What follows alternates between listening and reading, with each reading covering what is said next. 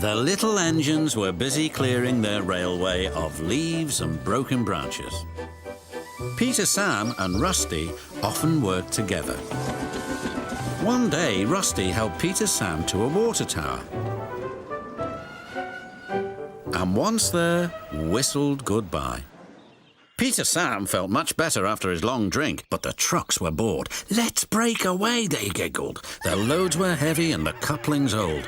One snapped.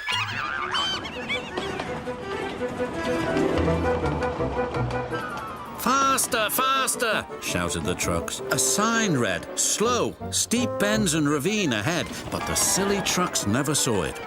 Then it was too late.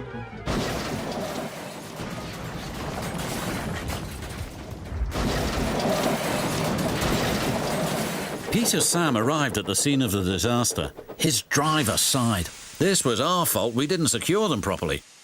We'll have to get help to pull them out. The fat controller will be very annoyed." And he was.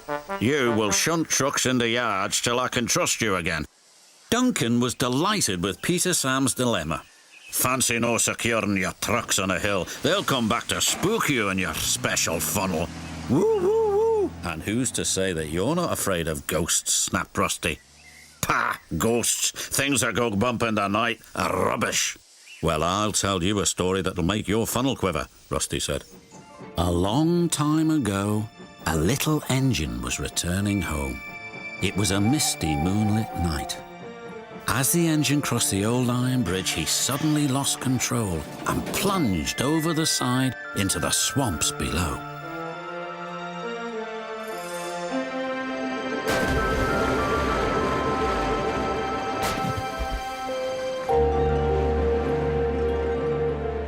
He was never found again.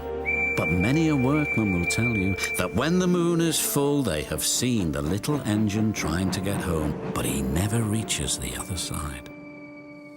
"So what do you think of that, Duncan?" "Pah, nonsense," replied Duncan, and he puffed away. Never mind him, Peter, Sam. He'd be frightened if he really saw a ghost. This gave Peter, Sam's driver an idea. Let's play a trick on Duncan. The next day, he spoke to Duncan's driver and fireman, who agreed. "We'll do it tonight," they said. Duncan had to take coal trucks to the slate mines and then bring slate trucks back. Duncan's driver decided as part of the plan to cross the old iron bridge. "Haunted bridge, pah," snorted Duncan. "It's as tame as a pet rabbit." But all the same, he kept thinking about Rusty's story. When dusk fell, he was keen to leave. "If we don't go now, Scarlet will take my favourite place in the sheds." "We can't go back until we've collected all the trucks," his driver replied. He could see their plan was working because Duncan was nervous. When night fell, they set off. The moon was full and the mists were rising around the old iron bridge. Duncan whistled, and the sound echoed everywhere.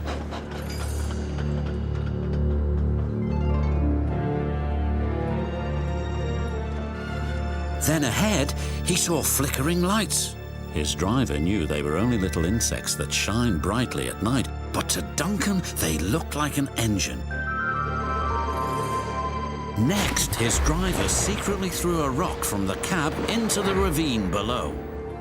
"It's the ghost! Take me back, please!"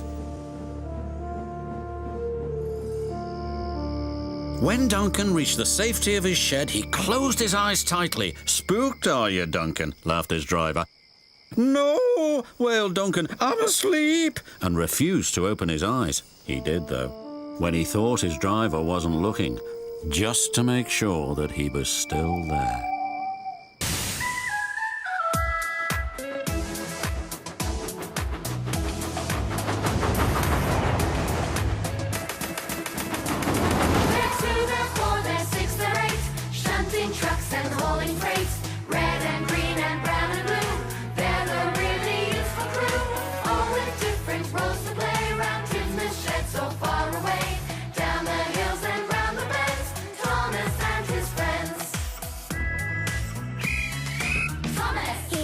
cheeky one. James. He's vain but lots of fun. Percy. Pulls a mail on time. Gordon. Thunder's